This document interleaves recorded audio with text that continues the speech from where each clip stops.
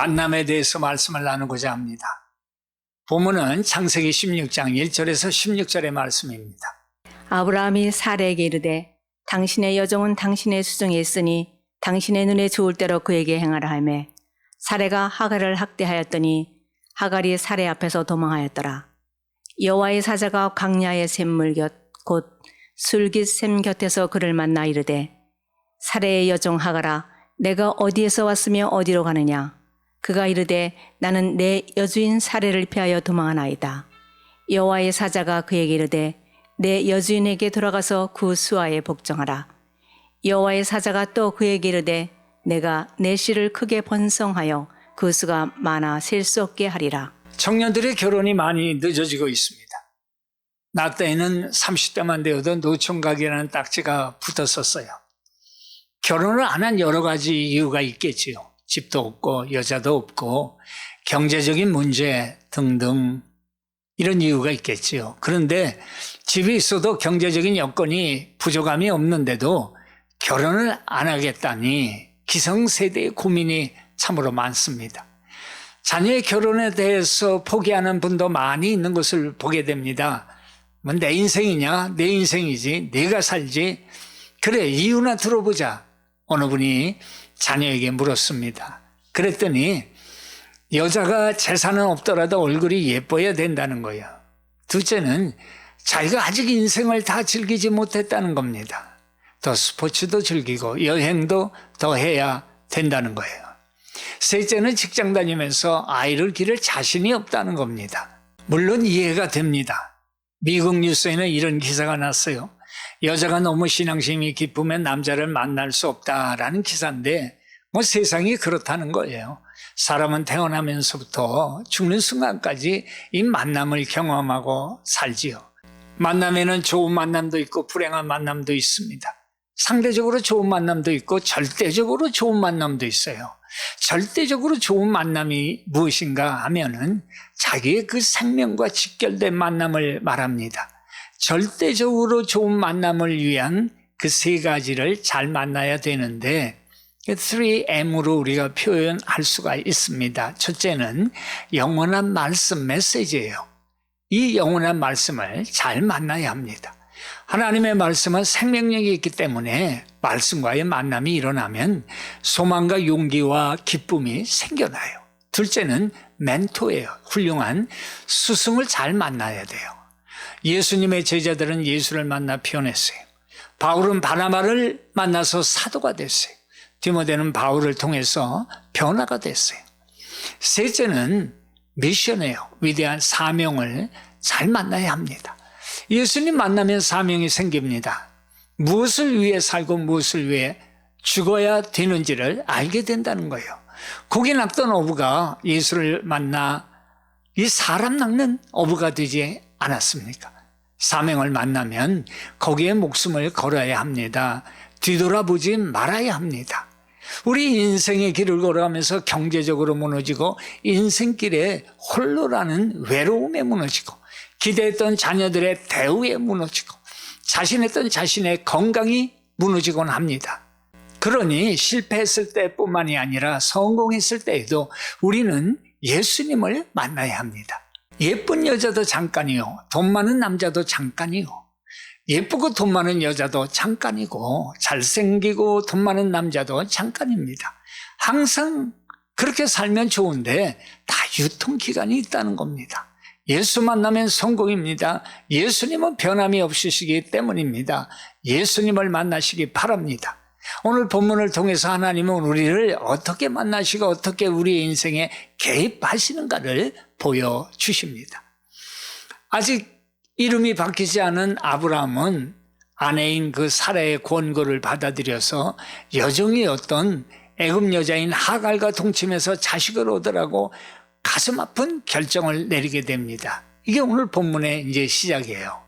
권고를 받아들여 아브라함은 하갈과 동침을 해서 아들을 얻게 되죠. 그때 아브라함의 나이가 85세예요. 사례는 75세겠죠.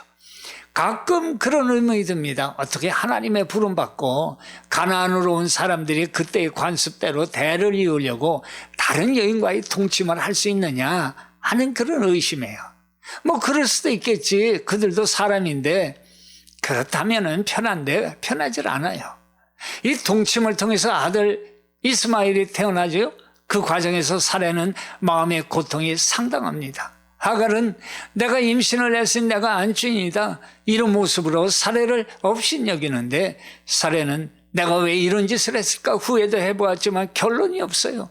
괴로운 나날이 지나가는 가운데 드디어 날 잡아서 남편 아브라함에게 Let's talking about, 여보 나 좀 봐, 마음을 굳게 먹고 남편을 부르는 거예요. 그때 사례가 정말 마음이 많이 상한 것 같아요. 16절 5절에 보니까 여보 내가 이 모욕을 당해야 돼요? 오히려 당신이 당해야 되는 거 아니에요? 내 종을 들여서 아들을 낳아 대를 잇게 했더니 그런 양보와 넓은 아량으로 고통을 참은 나에게 당신은 이런 일 하나 처리하지 못해서 나를 이 지경으로 만들어요? 하나님이 판단하시길 바라요. 아브라함 할 말이 없어요. 고민의 시간이 지나갑니다. 침묵의 시간이 흘러갑니다. 이윽고 아브라함이 입을 엽니다. 6절 중간쯤에 보니까 학대하였더니 라는 말씀이 있죠. 원뜻을 보니까 응답하다, 즉 하갈이 사례를 멸시한 것만큼 그에 상응하는 보복을 가했다는 것을 말씀하고 있는 거예요. 남편의 재가를 받고 주도권을 되찾고 하갈을 갈구니까 임신한 하갈이 스스로 가출을 해버린 거예요. 아브라함 믿고 사례에게 주인으로 다다가 교만하다가 스스로 쫓겨나게 돼버린 거예요. 이게 세속적인 세상에서 일어난 일이라면 아브라함이 살 길을 찾았구만, 본처를 버리면 안 되지, 그렇다고 임신한 후처를 버려서도 안 되지, 마치 한편의 드라마를 보는 것처럼 판단한다면 그냥 드라마 한 편 보는 게 낫지 않겠어요? 그런데 여기서 우리는 하나님의 기묘한 숨겨진 섭리를 보게 되는 거예요.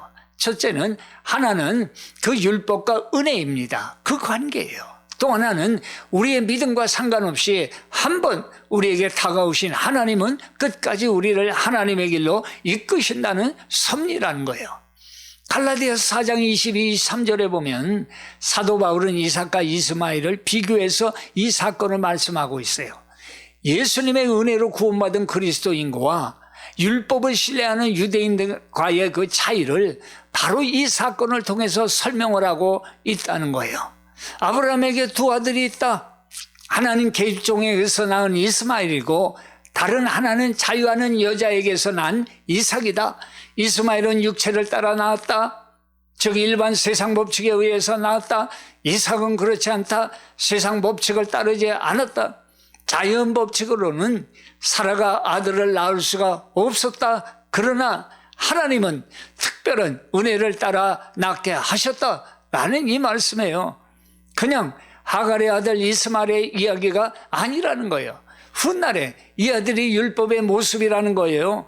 자연 섭리를 거르신 특별한 하나님의 은혜로 이 땅에 오신 예수 그리스도를 예표하는 사라의 아들 이삭의 사건에 대해서 말씀을 하고 있다는 거예요. 결국 율법을 받았지만 율법을 지키지 못하고 율법의 종으로 살고자 했고 지금도 율법의 종으로 살고 있는 유대인들은 하나님 앞에 죄인이라는 거예요. 그리고 율법을 알지 못하고 육신대로 산 이방인 역시 하나님 앞에 죄인이라는 거예요.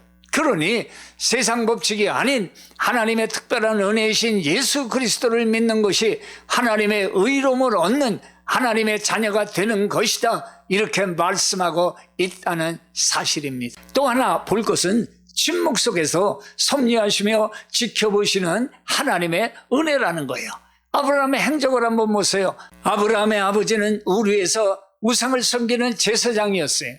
아마 아브라함은 그런 아버지의 모습을 보고 자랐을 거예요.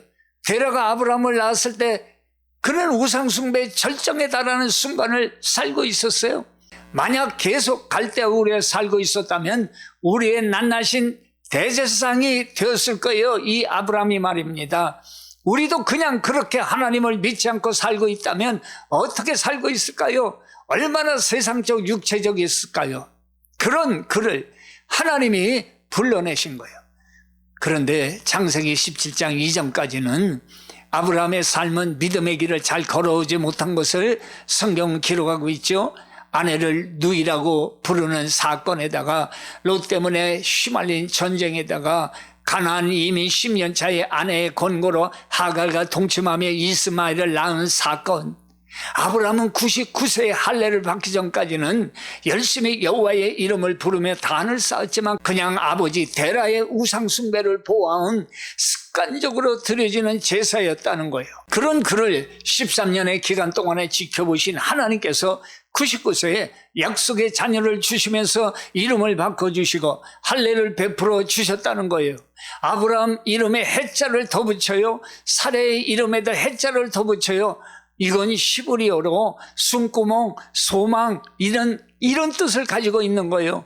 그래서 아브라함과 사라는 우상의 대세장이 되어 세상에서 출세하고 잘 먹고 잘 사는 것이 목적이었다면 하나님이 계명해 주신 아브라함과 사라는 하나님과 함께 숨을 쉬는 살아있는 소망이 되라는 의미라는 것입니다. 얼마나 놀라운 하나님의 인도하심입니까? 그 사건의 마지막에 하갈이 있었던 거예요. 이같이 인간은 끝까지 스스로 의로울 수가 없다는 거예요. 하나님께서는 이 사건을 통해서 구원은 우리의 행위로서의 의가 아니라 오직 예수 그리스도만으로 이루어지는 것을 계획하고 예표해 주시고 계신다는 거예요. 미약한 믿음에서도 하나님 안에 있는 자들을 기억하시고 만나주시고 또한 하나님의 길로 인도하시기를 원하시며 그들에게 복을 주시는 하나님이심을 말씀해 주는 거예요. 우리는 아무리 우리가 의롭게 된다고 행위로 해도 우리는 결코 실패할 수밖에 없고 모든 것이 하나님의 은혜라는 거예요. 여기 보세요. 스스로 가출한 하갈도 만나주시는 하나님의 은혜인 것입니다. 확실한 믿음 없이 종으로 대를 이으려 했던 믿음 없는 주인의 집의 종이었고 거기다 그 집 아들을 낳아준 하갈을 만나주신 것도 하나님의 은혜였다는 것입니다. 부족한 우리예요. 믿음 없이 나와 앉을 수 있고 구경할 수도 있고 따라올 수도 없고 이렇게 저렇게 엮이고 거절할 수 없어 나와 있는 그런 예배일 수도 있어요. 그러나 하나님은 지금 이 설교를 듣는 모든 분들의 하나님이심을 믿으시기를 바랍니다. 하갈을 통해 보여주시는 만나주시는 하나님의 은혜 세 가지가 있어요. 첫째는 찾아오시는 하나님이라는 거예요. 7절 말씀이에요. 여호와의 사자가 광야에 섬겼고 숨길 샘 곁에서 그를 만나라고 말씀하지요. 여기서 만나 이 원뜻을 보면 찾아오다라는 그런 뜻이에요. 이 하갈이 가출한 원인이 어디에 있어요? 그 원인을 제공한 사람이 누구예요? 다름 아닌 바로 자기 자신이에요. 그녀는 주인의 아이를 임신했어요. 인간적으로 본다면 가장 편안한 때예요. 어쩌면 종으로서 가장 성공한 때예요. 가장 사랑을 받을 만한 시간이었어요. 그런데 그 성공과 행복이라고 생각하는 것이 바로 하갈을 교만하게 만들어 버렸다는 거예요. 마음이 높아진 거예요. 그래서 생긴 결과가 비참한 거예요. 광야로 스스로 걸어나가는 신세가 되어버리고 만 거예요. 우리도 별반 다르지 않습니다. 어렵고 힘들 때는 열심히 성실히 일하며 하나님께서 베풀어 주신 현재 상황에 항상 감사의 마음을 가지고 살았는지 몰라요. 그런데 모든 것이 순조롭다고 그 생각이 들 때 사람들은 주위에 모여들기 시작합니다. 귀에 좋은 말만 들려줍니다. 몇 번 겸손해 하다가 자꾸 들려주니 이런 대우를 내가 원래 벌써부터 이래야 하는 사람인 줄로 착각해 버렸습니다. 영원할 줄 알았어요. 어느덧 하나둘 어려움이 오더니 사람들의 발걸음이 끊깁니다. 자각해서 돌이키기에 너무 늦어버린 거예요. 그러나 실패하고 좌절하고 외로움과 역경을 겪고 있을 때 바로 시련과 괴로움을 통해서 나를 보시는 하나님, 나를 살피시는 하나님을 발견하게 되는 거예요. 우리가 하나님을 발견하는 것보다 더 큰 축복이 어디 있겠습니까? 세계 최고의 권투 선수라고 일컬어지는 필리핀의 그 마케아노라는 선수가 있는데 상원 의원이고 필리핀 대통령 선거에서 대통령 딸과 계약을 그런 사람이에요. 이 사람은 복싱 역사상 최초로 8체급을 석권한 세계 최초의 선수가 된 사람이에요.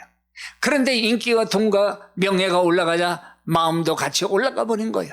마음을 컨트롤할 수가 없어서 마약, 술, 도박, 성중독에 빠지면서 타락의 길을 걸어갑니다. 그런데 어느 날 꿈속에 하나님이 찾아오신 거예요. 말씀하기를 너는 왜 나를 떠났느냐. 깜짝 놀랐어요. 손을 저으며 뭐라고 말을 하려는데 놀라서 깨보니까 꿈이에요. 너무나 생생했습니다. 그리고 마음에 두려움이 몰려옵니다. 이걸 어떻게 해야 하나? 일어나 자리에 내려와 무릎을 꿇습니다. 그리고는 진정한 회개의 기도를 드려요. 그 인생이 완전히 달라졌어요. 모든 더러운 사업을 다 정리해요. 카지노, 술집, 그리고는 가난한 사람을 대변하는 정치인으로 거듭나게 됩니다. 상원의원까지 된 거예요. 그는 이렇게 간증을 해요. 나는 가난했습니다. 타락했습니다. 그러나 하나님이 나를 찾아오셨습니다. 나는 그런 하나님의 손을 붙들었습니다. 모든 스포츠인들은 자신이 그리스도인인 것을 나타내 하나님께 영광을 돌려야 합니다. 하나님께서 나를 용서하시면 모든 이에게 하나님의 좋으심을 증거하며 소망을 주기 위함입니다. 하나님을 만나면 놀라운 변화를 경험할 수 있고 놀라운 인생을 살 수가 있습니다. 이렇게 간증을 했어요. 오늘날에도 하나님은 우리를 만나주십니다. 억울하십니까? 어쩔 수 없는 무기력에 사로잡혀 거의 포기된 삶을 살고 있습니까?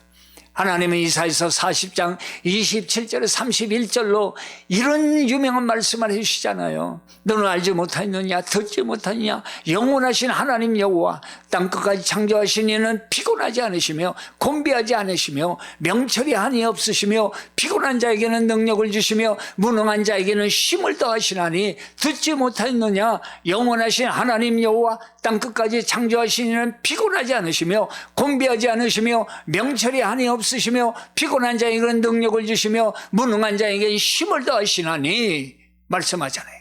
하나님을 만나면 능력을 주시는 거예요. 힘을 더하여 주시는 거예요. 기도를 통해서 날마다 주님과 만나시기를 축원합니다. 삶의 기적이 일어날 것입니다.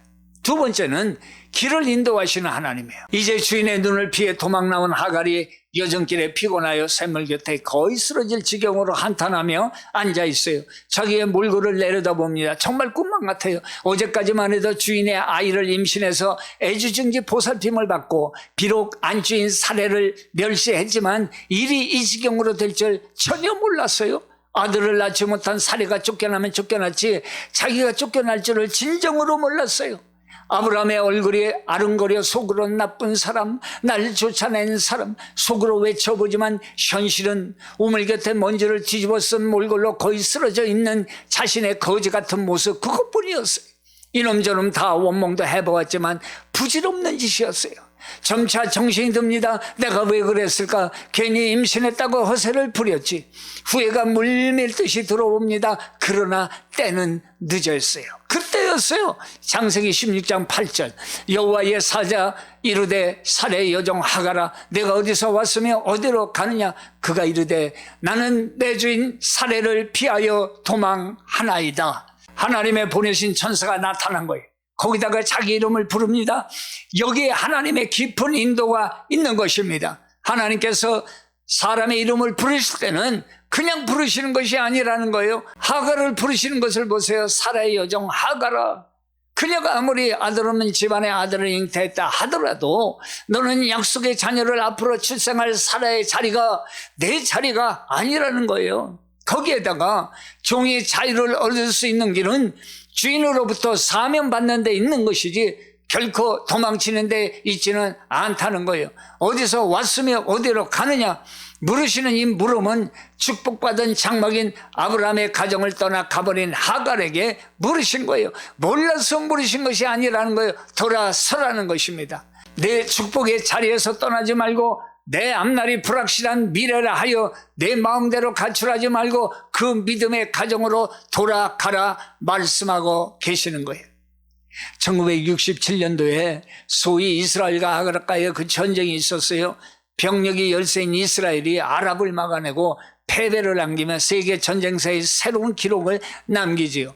백인 총리와 기자 간의 인터뷰가 진행되는데 기자가 묻습니다. 막강한 아랍을 이길 수 있는 비결이 무엇입니까? 그러자 백인이 대답을 해요. 이스라엘 군대에서 내려서는 안 되는 명령이 있습니다. 그것은 앞으로 가라라는 명령입니다. 기자가 놀라서 물어요. 아니 그러면 전쟁에서 무슨 명령을 내립니까? 자기를 뚫어지게 쳐다보는 기자에게 백인이 말을 합니다. 나를 따라오라입니다. 오늘날 세상의 방법으로 문제를 해결하며 세상의 상식대로 생각하는, 그리고 세상의 삶이 억울하고 공정하지 못해서 믿음이 가출해버린, 믿음을 잃어버린 우리의 길을 인도하시기를 원하시는 하나님께 돌아오라는 하나님의 음성을 들려주시는 거예요. 하나님의 손길이 있는 곳이 가장 안전한 곳이라는 거예요. 예수님께서 바로 나는 길이요 진리요 생명이라고 말씀해요. 너희가 나를 떠나서는 아무것도 할 수 없다고 말씀해요. 나는 포도나무요 너희는 가지라고 말씀해요. 은혜를 저버린 하갈, 하나님은 버리지 아니하시고 다시 돌려보내신 것입니다. 세 번째, 복을 주시는 하나님이에요. 10절에서 12절 말씀해요. 순종에 씹으려는 쉐마, 듣는다, 청정하다라는 뜻을 가지고 있습니다. 헬라어로는 휘파타소, 역시 명령에 병청하다라는 뜻을 가졌습니다. 순종의 시작은 하나님의 말씀을 듣는 것에서부터 시작한다는 거예요. 말씀하십시오, 듣겠습니다라는 거예요. 하갈은 자신의 처지를 알아고 하나님의 천사의 말을 청종했어요. 그리고 마음에 결심했어요. 돌아가리라, 이 방황을 끝내리라. 그랬더니 하나님의 천사가 하갈과 자녀를 축복하세요. 도망가다 만난 하나님이지만 어려운 처지를 그냥 말씀드렸을 뿐인데 축복까지 해주신 거예요. 축복의 시작은 듣는 것에서부터 시작한다는 거예요. 10절 보세요. 여호와의 사자가 또 그에게 이르되 내가 내 씨를 크게 번성하여 그 수가 많아 셀 수 없게 하리라. 축복의 장소를 떠나 우상 숭배로 덮인 애굽으로 돌아가는 길을 막으시고 돌아가 순종하라. 그리고 태어날 아이에 대한 미래를 축복해 주신 것입니다. 축복받을 자격이 없음에도 우리를 축복해 주시는 하나님이라고 말씀해 주는 거예요. 프랜스 까를레스라는 분은 이런 말을 합니다. 진정한 순종은 뒤로 무르는 것이 아니요 의심하는 것도 아니다라는 말을 해요. 리턴 포드 목사님이라는 분이 있어요. 서부 아프리카 다카 공항에서 비행기에 기름을 넣기 위해 잠시 기다리는 동안에 프랑스 출신의 그 선교사가 찾아와서 교제를 나누게 됐어요. 그 선교사가 자신은 모슬렘 지역에서 10년 동안 일을 했다고 자신을 소개합니다. 리턴 포드 이 목사님의 일행 중 한 사람이 그 말을 듣고 그에게 물었어요. 그동안 얼마나 많은 회심자, 구원자가 있었습니까? 그러자 그 사람이 2명이라고 말했어요. 10년 선교 활동 중에 2명이 구원받았다는 거예요. 그러자 또 다른 일행 중 한 사람이 불쑥 다음과 같은 질문을 던집니다. 그러면 도대체 무엇 때문에 이곳에 있습니까? 라고 물었어요. 그때 프랑스 출신 선교사가 매우 놀란 듯 다음과 같은 대답을 했습니다. 이곳에 왜 있냐고요? 그것은 예수 그리스도께서 나를 이곳에 두셨기 때문입니다. 그 이유 때문에 제가 이곳에 있습니다. 리턴 포드 목사는 공회에서의 그 경험을 자신의 생애 속에 일어난 일 중에서 가장 잊을 수 없는 일이라고 간증을 해요. 10년 동안 사역의 열매가 단 2명밖에 없었지만 하나님께서 자신을 그곳에 두셨기 때문에 이곳을 떠날 수 없고 이곳에 있어야 하는 이유가 되었다는 거예요. 이 선교사의 대답에 목사는 충격을 받은 거예요. 쫓겨난 하갈은 마지막으로 이렇게 고백을 하지요. 13절 14절에 하갈이 자기에게 이르신 여호와의 이름을 감찰하시는 하나님이라 하였으니 이는 내가 어떻게 여기서 나를 감찰하시는 하나님을 배웠는고 함이라. 감찰하시는 하나님, 나의 눈으로 확인한 하나님. 오늘도 하나님께서는 비록 죄짓고 버림받은 인생 광야 같은 이 세상에서 고통과 절망 중에 방황하는 인간들을 친히 만나주시고 위로하시는데 진정한 축복은 바로 하나님이 원하시는 자리인 예수 그리스도 아니라는 거예요. In Christ라는 것입니다. 예수님 안에서 항상 하나님과 동행하시는 이 축복을 누리시기를 축원합니다.